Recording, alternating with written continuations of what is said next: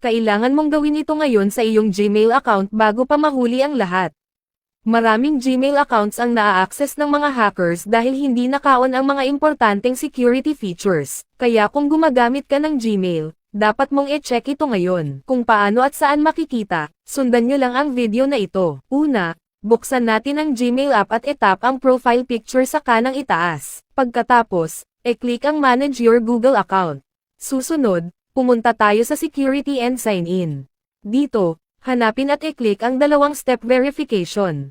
Scroll mo lang ng kaunti hanggang sa makita mo sa baba ang Turn on two-step verification. Kapag naka-off pa ito, i-on agad natin. Sundin lamang ang mga instructions hanggang makumpleto ang setup.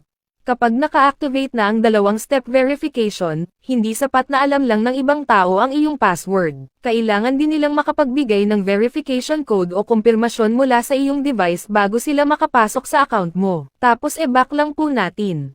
At dito hanapin at e-check din ang recent security activity at para makita kung may mga kaina-hinalang login o device na naka-access sa iyong account. Kaya kung gusto mong mas maprotektahan ang iyong Gmail account laban sa mga hackers, i-on mo na ang security feature na ito ngayon. Follow para sa mas marami pang tech tips at online security tutorials.